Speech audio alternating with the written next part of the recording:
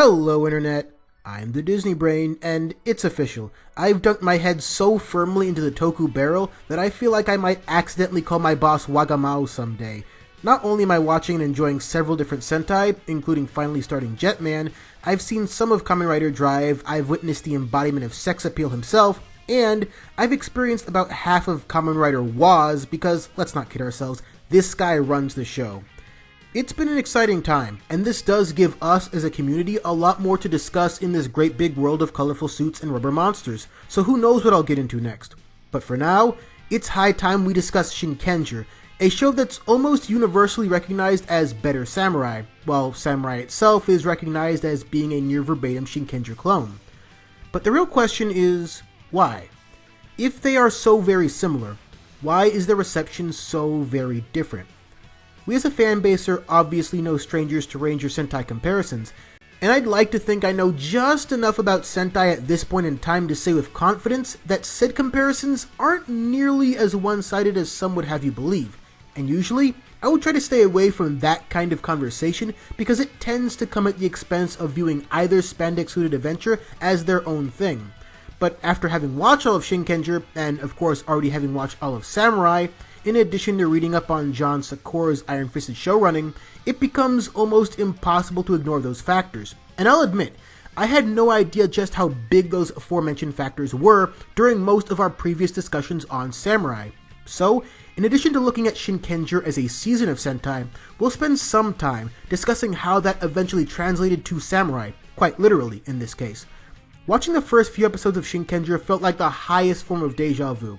I was told many a time that it's basically the same show, and 2 episodes in, that was clearly the case, to the point where damn near all the suited footage, and even some of the unsuited moments, we see comes straight from Japan, with little to no actual changes, and excusing a few surface level adjustments here and there, and the fact that the entire cast is Japanese of course, initially, there is not a lot separating the characters from their American counterparts either. Now, I have been on record saying that for all of its problems, and for all of its head-scratching behind-the-scenes decisions, I still found enough to like about Samurai to enjoy parts of it. So I'm not coming into Shinkenger thinking that Samurai or Super Samurai as seasons are personal attacks against me. Nor should anyone, honestly.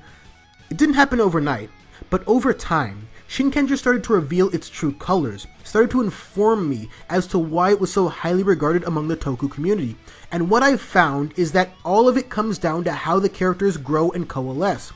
It's not always expansive, or even complete, but it's always there, to the point where everyone, even Genta, who I can barely tolerate, feels like a different person than when they started. So we might as well start off with Genta and get him out of the way. Now, for as grating as his narcotic-induced yelling is, and what even the hell is wrong with his face, there are some things I liked about him. Keyword, some.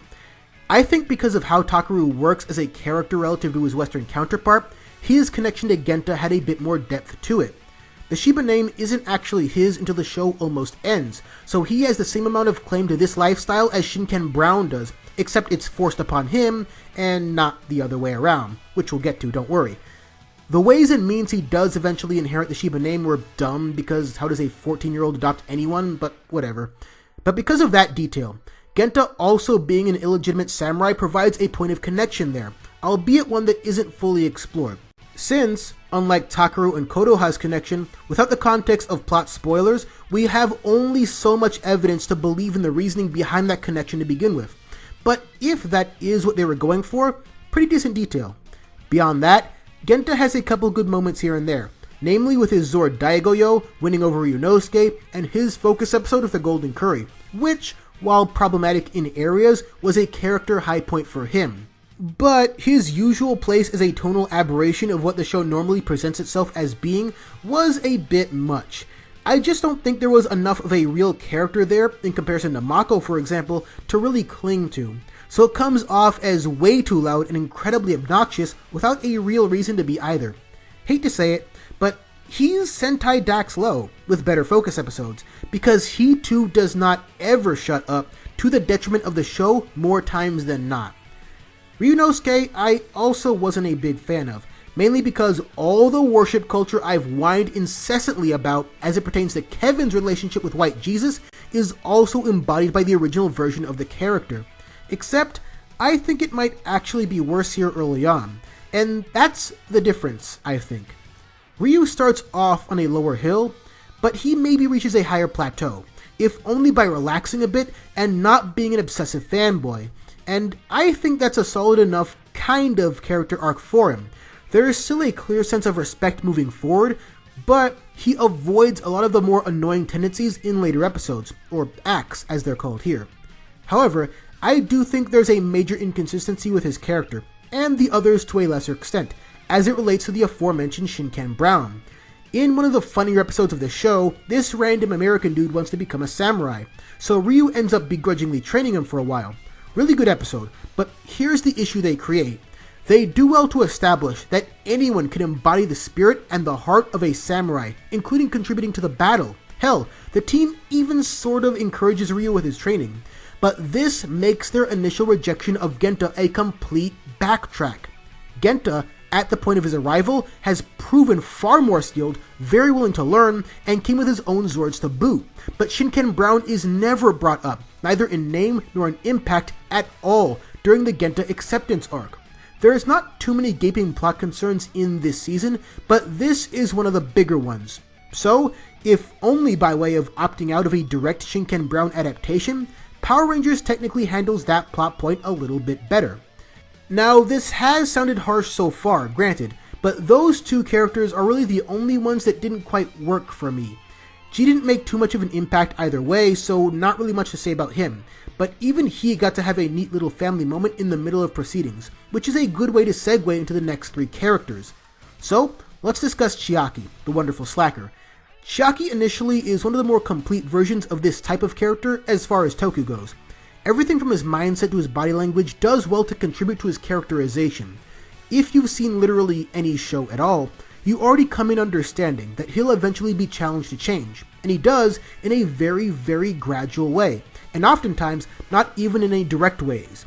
But then you take a minute, and you compare just some of his dialogue exchanges in later episodes to his earlier ones, and that tells you everything you need to know. So as far as patient character growth goes, he's a better version of Ryunosuke. But then you really contextualize his personality when his father comes into the picture, someone who wanted Chiaki to find the samurai way, not be force-fit into it. Chiaki is initially dismissive, even resentful of his father's carelessness, living symbolism for everything Chiaki doesn't want to be anymore. So on that front, it's a good checkpoint for his growing sense of discipline. The whole episode is, really. But then you realize that by allowing his son that freedom, we also see where his creativity comes from, how he can balance the difference of dedication and open-mindedness to approach problems in unique ways. Ryu even admits to not being able to do what Chiaki can do so naturally because he's so far on the other side of the spectrum. That's the power of parents. I like Chiaki as a character. He's likable, isn't ever an asshole even when he does screw up or piss people off, and he adds to the season in ways I could never claim about the other guy who wears his colors. But adding to all of that is a better look at who he is and what he's trying to be, simply by making it clear who preceded him. Mako might straight up be the best character here, and her role as Team Mom actually works because she's always presented as level-headed, responsible, and exceptionally mature. And when people like Ryu exist, boy, is it ever refreshing to see a character actually take her time to come to respect and fight for this lord of hers. And this, of course, happens only when she's seen enough to trust Takaru and not a second sooner. Why is it important that she embodies this, beyond it just being the sensible thing to do? Because we later learn that she has pretty severe abandonment issues, thanks to her parents leaving her as a child for the sunny shores of Hawaii. Trust doesn't come easily for people like that. So, she has absolutely no reason to lay her life down for just anyone, regardless of her sworn duty. And on top of that, her mother once stood where she must now stand. Her mother once fulfilled that same duty. And because of that, her mother will never stand again. Once more, we see family coming into play to highlight the plights of the characters, but it's at its peak with Mako, because she's the one with the most visceral image of what this life means, what this life costs, but fights on anyway. Even the most well put together characters have baggage to sort through, something we get bits and pieces of leading up to her big moment. and that moment turned a good character into a great one. When it comes to Mako, I feel the need to reiterate the fact that I haven't seen a ton of Sentai to completion yet, but just like with No-san when I talked about him and Keiichiro before that, it's gonna be real tough for any pink to beat this one. Now, with Kotoha, it's all about taking the reins from her sister. The West copied this almost to a T, even creating slight revisions that worked, but really only featuring one major change on that front. This makes comparing Emily and Kotoha much less one-sided than comparing Chiaki and Mako to their counterparts. With Kotoha, however, the actress is allowed to sell her persona in ways the Neo-Saban era simply didn't care for. So her timidness, her clumsiness, her need to find inner strength, all of that is a bit better put together. But here's where Kotoha really stands out. We talked about Rangers that embody the heart of the team. She's got that for miles. We see the adorable way that Mako serves as her surrogate older sister. We see the convincing way she effectively reaches out to Chiaki, helping to both reel him in and to, at times, be his biggest supporter. We see the way she connects to Genta by way of his Golden Curry Focus episode. Probably the best use of Genta, period. But for Kotoha, it was just another Saturday. Now, hard to say if this next point was intentional or not, but I'd be genuinely shocked if it wasn't. Because Kotoha ends up having perhaps the most visible effect on Takeru himself. It gets to the point where he's breaking down at the thought of losing her. That does well to contrast against how he dickishly called her useless in the earliest fight. I think the reason there is a bit of emphasis placed on their dynamic in particular is because Takeru knows that both of them are just covering for someone else. Going back to that early dickish moment, could that be a bit of projection on Takeru's part, a la Chiaki and his father? Perhaps, but it is telling that a ton of Takeru's emotional highs and lows do seem the most visible through her, including the fact that at one point, Takeru's extra sour mood was resolved upon seeing Kotoha reaffirm her commitment to being more than just a substitute. Kotoha is the heart of the team. She makes almost everyone better, including herself, as the show progresses. And how the West flat out lost this, of all things, in translation, is beyond me. How Saban and friends whiffed on this by focusing almost exclusively on Emily's iffy dynamic with Mike is beyond me. How Power Rangers essentially carbon copied this show, yet couldn't figure out how to maximize Emily's potential in a franchise where Kendrix, Maddie, Trip, and Z already exist as the hearts of their teams is beyond me. Not to overly focus this character spot on direct comparisons, but this does feed into a larger point about this show that I'll save for part 2. Chiaki, Mako, and Kotoha. All three of them have episodes, or in Kotoha's case, an entire character built around the samurai that came before them. And that's really what sets them apart in my mind from their blue and gold comrades, despite Ryu's father also being somewhat present. There is a power in using parents, or family in general, effectively in settings like these, and that power is, simply put, a greater understanding of where any given character is coming from, literally and figuratively. We really only get it once apiece, but despite that, Shinkenger made the most of those chances and honed in on who this trio really is. Rangers, Sentai, even writers now, it's no different on the human level. Few shows are.